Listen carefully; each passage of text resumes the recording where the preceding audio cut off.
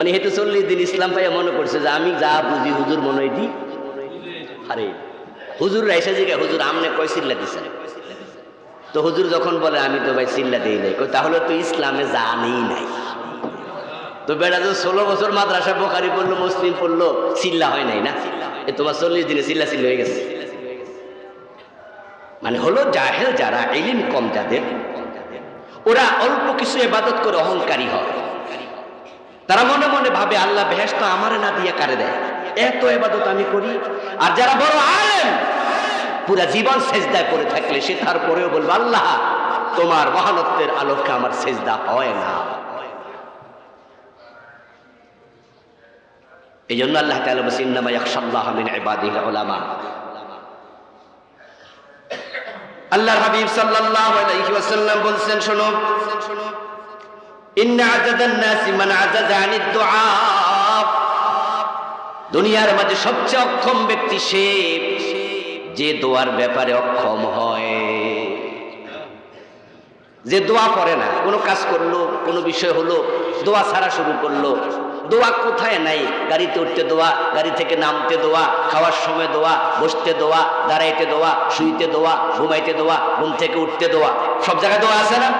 স্ত্রীর বিছানা যাইতে দোয়া, কোথায় নাই? টয়লেটে ঢুকতে দোয়া, মসজিদে ঢুকতে দোয়া, বাইর হইতে দোয়া, কোন জায়গায় দোয়া নাই? কিন্তু কিছু লোক আছে বড় অক্ষম মানুষ, তারা দোয়াগুলো পারেই না, শিখেই না। এই জন্য নবীজি বলছেন সে সক্ষম যে দোয়া করতে অক্ষম। আমরা কি অক্ষম থাকতে চাই? সক্ষম হয়ে যাই। মান লাম ইয়াদউল্লাহ ইয়াগদাব আলাইহি। এবার যারা অক্ষম, দোয়া করে না, নবীজি সাল্লাল্লাহু আলাইহি সাল্লাম বলেন যারা দোয়া করে না আল্লাহ তাদের উপরে রেগে থাকেন, অসন্তুষ্ট থাকেন। যারা দোয়া করে না তার উপর আল্লাহ রাগান্বিত, অসন্তুষ্ট। আর যারা দোয়া করে তাদের উপর আল্লাহ সন্তুষ্ট। আপনি আল্লাহর কাছে দোয়া করছেন মানে আপনি আল্লাহকে স্মরণ করছেন। আর ফাজকুরুনি আযকুরকুম, আপনি স্মরণ করার মানে আল্লাহ আপনাকে স্মরণ করছেন। আপনি যখন বলছেন আল্লাহ আমাকে এটা দাও, আল্লাহ বলে এই বান্দা কি লাগবে? আল্লাহুম্মা রাব্বানা, এগুলো বলতে দেরি আল্লাহ তাআলা বলে উজিবু দাওয়াতাদ দাঈ ইযা দাআন। বান্দা আমাকে যখনই ডাকে, আল্লাহর ঘোষণা, আমি তখনই বান্দার ডাকে সাড়া দেই। দোয়া করার মানে হলো আল্লাহ সারাক্ষণ আপনাকে স্মরণে রাখছে, আপনি আল্লাহকে স্মরণে রাখছেন। এই জন্য কোনো ব্যক্তি যখন দোয়া থেকে দূরে থাকে আল্লাহ তার উপর অসন্তুষ্ট হন, নারাজ হন। নবীজি আরেকটা হাদিসে বলছে দোয়া সালাহুল মুমিন, দোয়া হচ্ছে মুমিনের অস্ত্র। অস্ত্র থাকলে যেমন আপনি শক্তিশালী থাকেন, রিভলভার আছে আপনার কাছে, রাতের 1টা বাজে আপনি চলে যাবেন এখানে সাইনবোর্ড দেয়া কোনো জায়গায় মাতুয়াইলের দিকে, হাতে যেহেতু আপনার রিভলভার আছে পকেটে, তাহলে চোর ডাকাতের কোনো ভয় আপনার ভিতরে আর নাই। বরং আপনি পিস্তল দেখাইলে ডাকাইতো আপনার সালাম দিয়ে কব স্যার, ও আপনারা বুঝতে পারি না, চিনি নেই। তা আপনার ভিতরে চিন্তা থাকে যে আমার রিভলভার আছে, টেনশন কি? তো নবীজি বলছেন দোয়া যদি তোমার সাথে থাকে, অস্ত্র যেমন তোমাকে সাহসী বানায়, তোমাকে নিরাপদ বানায়, আল্লাহর কাছে দোয়া করলে তুমি আরো বেশি সাহসী হও, আরো নিরাপদ হও, কারণ আল্লাহ তোমার সাথে থাকে। আল্লাহ যদি আমাদের সঙ্গী হয়, সাথে থাকে, কোনো ঝামেলা আছে? আর কোনো টেনশন আর নাই, সব ইজি হয়ে যাবে। তাই নবীজি বলছেন লা ইয়াসআল আহাদুকুম রাব্বাহু হাজাতাহু কুল্লাহা হাত্তা শিসআন আলাইহি ইযান কাতা। দোয়া দেখেন কিভাবে জীবনের প্রতিটা মুহূর্তকে পরিবেষ্টন করে থাকবে। রাসূল বলেন তোমাদের যত চাহিদা সব আল্লাহর কাছে বলো। ইভেন তোমার জুতার ফিতা যদি ছিঁড়ে যায়, স্যান্ডেলের ফিতা ছিঁড়ে যায়, ওই ফিতাটা যখন তুমি কিনতে বাজারে যাইবা, আগে আল্লাহর কাছে বলে তারপরে বাজারে যাইবা।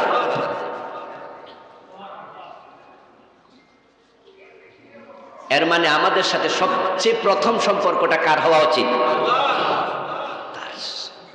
আসলে তো আমরা মায়ের পেটে যখন এসেছি তখন তো মাও জানতো না আমি যে তার পেটে। যখন আমার আস্তে করে রূহ আসছে, মাও জানতো না আমার রূহ এসেছে তার পেটে।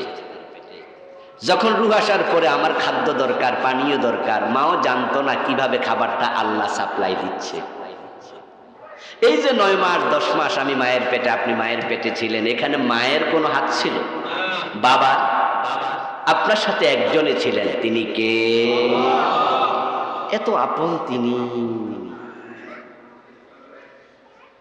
কিন্তু দুনিয়া এসে মা ভাইয়া, বাবা ভাইয়া, ছেলে মেয়ে ভাইয়া, আপনি এখন উনার সাথে সম্পর্ক কেট অফ করে দিলেন। আপনি কত বড় নিমক হারাম! তার সাথে আপনার সম্পর্ক এখন আর নাই। এখন উল্টা তার কথা যারা বলে, হেরারে মজা লাগে না, হেরারে রাজাকার রাজাকার মনে হয়, ঠিক না? জঙ্গি জঙ্গি মনে হয়। তার কথা যে বলে তাকে আর মজা লাগে না। এখন আপনার টাকা দরকার, ক্ষমতা দরকার, চাকরি দরকার, আপনার এখন কত কিছু দরকার। এই জন্য তার সাথে সম্পর্ক আর আপনার না হইলেও চলে, না হইলেও চলে। তখন বলেন ধর্মের সাথে রাজনীতির সম্পর্ক নাই। গত রাতে এক মাহফিলে আমার আগে একজন উপসচিব সাবেক প্রধান অতিথি হিসাবে বক্তৃতা দিলেন। বক্তৃতা দিতে গিয়ে গত রাতে উনিও সুন্দর করে বললেন যে ধর্মের সাথে রাজনীতিকে মিশাবেন না, এগুলো ভিন্ন জিনিস। হুজুররা আসছে, হুজুররা হেদায়েতের কথা বলুক। এখন আমরা তো রাজনৈতিক বক্তা, এই জন্য মাঠে এসে কথা বলতে হয়, তবে ধর্ম আর রাজনীতিকে এক করা যাবে না, আলাদা রাখেন, এটাই কল্যাণ। তো বলে টলে উনি শেষ করলো। আমি ভাবছি যে আমি এটা ক্লারিফিকেশন করব, কিন্তু এর মাঝে উনি আমার কানে কানে বলছে, হুজুর আমি তো চলে যাচ্ছি, আমার ব্যস্ততা আছে। তখন আমি বললাম, তাহলে তো আপনাকে ওয়াজ শোনানোর টাইম নাই, ওয়াজটা এখন আগে আমনে শুনে যান। অন্যরা কথা বলছে আর আমি ওনাকে কানে কানে বললাম যে আপনি যাহা বলেছেন তাহা সঠিক নয়। নবীজি মুহাম্মদ সাল্লাল্লাহু আলাইহি সাল্লাম নিজে নবী ছিলেন, আবার রাজনীতিবিদও ছিলেন, ঠিক নয় কি? মদিনার 10 বছরের প্রেসিডেন্ট ছিলেন। আবু বকর, ওমর, ওসমান, আলী রাদিয়াল্লাহু তাআলা আনহুম মদিনার ইসলামী বিশ্ব অর্ধ পৃথিবীর প্রেসিডেন্ট ছিলেন। তখন উনি বলল, হুজুর আমি ওই অর্থে বুঝাই নাই, আমি বুঝাইছি আর কি, আমি না যায় বুঝাইছেন, কথাটা ঠিক হয় না। পরে স্বীকার করছে, হুজুর ঠিক আছে, সালাম জানলা। পরে পাবলিকরা আবার ব্যাখ্যা করে বুঝাইছি কিছুটা, 1-2 মিনিট, যে ওনার কথাটা নেবেন না। তবে উনি ভালো মানুষ, ওনার কথা আমার ভালো লেগেছে, উনি যা বলেছেন চমৎকার বলেছেন, শুধু এই শব্দটা না বললে ভালো ছিল। কেন আপনি ধর্ম থেকে রাজনীতিকে আলাদা করছেন? ধর্ম দিয়েছেন কে? আপনারে বানাইছে কে? তো আপনার যা দরকার সব ধর্মের ভিতরে আছে না নাই? তো ধর্মের ভিতরে অর্থনীতি আছে, সমাজনীতি আছে, শিক্ষানীতি আছে, ধর্মের ভিতরে রাজনীতি নাই? তো রাজনীতি আপনার জন্য দরকার যদি হয়, আপনাকে বুঝতে হবে আপনার দরকারি জিনিস ধর্মের ভিতরে অবশ্যই। ইসলাম খোড়া কোনো ধর্ম না, ল্যাংরা কোনো ধর্ম না। ইসলাম একটি সচল ধর্মের নাম। রাসূল শিখালেন, জুতার পিতা ছিঁড়ে গেলে সেটা আল্লাহর কাছে যাও, তোমার যত হাজার সব আগে আল্লাহর কাছে বলো। কিন্তু আমরা আল্লাহর কাছে বলি যখন পাবলিকের কাছে আর না পাই, বলি না তা না, চারদিকে সাইডে যখন কেউ দেয় না তখন কই আল্লাহ কেউ যেহেতু নাই তাহলে তুমি দিও। অথচ চাওয়াটা সবার আগে কার কাছে দরকার ছিল? আল্লাহ শিখাইছে, রব্বানা আতিনা ফিদ দুনিয়া হাসানা ওয়া ফিল আখিরাতি হাসানা।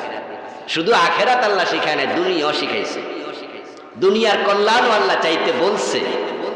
সবকিছু আল্লাহর কাছে 1 নম্বরে চাও। এখন আমরা 1 নম্বরে তো অনেকে চাই না। আলহামদুলিল্লাহ, আল্লাহর কিছু কিছু বান্দা আছে যারা 1 নম্বরে আল্লাহর কাছে চায়, অন্যদের কাছে বলতে চায় না, হাজত বলতে চায় না, ধাক্কাধাক্কি করলেও কইতে চায় না। এই জন্য কিছু লোককে দেখবেন যে খুব অসুস্থ অবস্থায় জিজ্ঞাসা করবেন কেমন আছেন, বলবে আলহামদুলিল্লাহ। অভাবে আছে, জিজ্ঞাসা করেন কি অবস্থা চলছে সংসার, বলছে আলহামদুলিল্লাহ চলছে ভাই, আল্লাহ চালাচ্ছে। অথচ আপনি খোঁজ নিলে, গভীরে ঢুকলে দেখবেন যে সে ভালো নেই, সে বলতে চাচ্ছে না।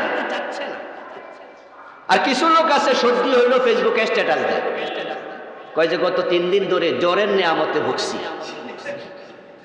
মানে পাবলিকরে জানাই জ্বর উঠছে, এটা সব ফ্রেন্ড স্টাফে জানাইতেছে ফেসবুকে দিয়া। এটা নয়। বাজারে যাচ্ছে গরু কিনবে, এখন একজন জিজ্ঞাসা করতেছে, ভাই যান কোথায় যান? বাজারে যাচ্ছি গরু কিনতে। আরে ভাই ইনশাল্লাহ কোন? মিয়া পকেটে টাকা আছে, বাজারে গরু আছে, ইনশাল্লাহ কি কাম? কত বড় ফাজি! তো বাজারে যায় গরু পছন্দ হয়েছে, গরু কিনবে, সব ঠিক আছে, দড়ি হাতে নিবে, এখন টাকা দিতে হবে, পকেটে হাত দিয়ে দেখে টাকা নাই, মানে পকেট ম্যান নিয়ে গেছে। এখন তো চেহারা কালো হয়ে গেছে, গরুওয়ালা কয় কি খবর? ইনশাআল্লাহ চুরি হয়ে গেছে। ইনশাআল্লাহ কইছো, নৌকা ডুবাইয়া দিয়া কইছো। ولا تقولن لشيء إني فاعل ذلك غدا إلا أن يشاء الله। নবীজি সাল্লাল্লাহু আলাইহি ওয়াসাল্লাম আল্লাহ শিখান, ও প্রিয় নবী, আপনি কখনোই বলবেন না আমি আগামীকাল এটা করবই, বরং বলবেন যদি আল্লাহ চায় ইনশাআল্লাহ। আসলে আমাদের কিছু করার ক্ষমতা আছে? কিছু করার ক্ষমতা নেই। আনতা তুরিদ আনা উরিদ ফাআলুল লিমা ইউরিদ। আপনিও চান আমিও চাই, তবে আল্লাহর চাওয়া চূড়ান্ত। ওমা তাশাউনা ইল্লা আন ইয়াশা আল্লাহ। আল্লাহ চাইতে হবে। এখন আল্লাহর কাছে মানুষ যদি চায়, নবীজি বলছেন যে লা ইয়ারুদ্দুল কাদারা ইল্লা দুআ। তোমারে চাওয়া, তোমারে দোয়া, এটা এতটা পাওয়ারফুল, এতটা শক্তিশালী, এটা তাকদীরকে পর্যন্ত থামাইয়া দেয়। তাকদীর উল্টে। এই হাদিস কিন্তু বড় সিগনিফিক্যান্ট, যে তাকদীরকে দোয়া চেঞ্জ করে দেবে, থামাইয়া দেবে। বলে কি, আমরা তো জানি তাকদীর অপরিবর্তনশীল, তাকদীর তো আল্লাহ লেখে। হ্যাঁ, নিশ্চয়ই আল্লাহ লেখে, তো আমরা দোয়াটা করি কার কাছে? তো যিনি লিখছে উনি চেঞ্জ করি। আপনি তো দোয়া ওনার কাছে করছেন, যিনি তাকদীরটা লিখছে। তো উনি লিখেছে যে আপনার ক্যান্সার হবে, আপনার ডায়াবেটিক হবে, আপনার অ্যাক্সিডেন্ট হবে, আপনার বিপদ হবে। উনি তাকদীরই লিখেছে আপনাকে সৃষ্টি করার আগেই। কিন্তু আপনি বলতেছেন আল্লাহ আমার তুমি অসুস্থতা দিও না, আমাকে তুমি সুস্থ রাখো, আল্লাহ আমারে বিপদ দিও না। বিপদ থেকে বাঁচার দোয়া আছে না? হ্যাঁ, জ্বর, সর্দি, কাশি, বিপদ, অ্যাক্সিডেন্ট, ভূমিকম্প, জাতীয় কত বিপদ আছে। রাসূলের শিখানো এক একটা শব্দ কত সুন্দর। এই বইতে পড়ে আপনি অবাক হবেন, কত সুন্দর সুন্দর শব্দ রাসূল শিখাইছে। এখন আপনি আল্লাহকে বলতেছেন যে আল্লাহ আমি এ থেকে বাঁচতে চাই। আপনি যখন বারবার বলতেছেন একই কথা, তো আল্লাহ বলল বান্দা তার জন্য লিখছিলাম ক্যান্সার, কিন্তু বান্দা যে এইভাবে আমার সাথে বলছে আল্লাহ আমার এই বড় অসুখ দিও না। করোনা থেকে বাঁচার জন্য একটা দোয়া পড়ছিলেন না? কি? আল্লাহুম্মা ইন্না নাউযু বিকা মিনাল বারাস ওয়াল জুনুন ওয়াল জুযাম ওয়া মিন সাইয়্যিল আসকাম। কি দোয়া ভুলে গেছেন? করোনা গেছে এই কারণে, ঠিক না? সবসময় করবেন। ও আল্লাহ, তোমার কাছে আমি ফানা চাই, আশ্রয় চাই, আমার যেন কুষ্ঠ রোগ না হয়। হে আল্লাহ, আমার যেন দুরারোগ্য ব্যাধি না হয়। মিনাল বারাস ওয়াল জুজাম, এরপরে কি? জুনুন, আল্লাহ পাগলামি, আমার ব্রেন যেন কখনো নষ্ট না হয়। সুবহানাল্লাহ।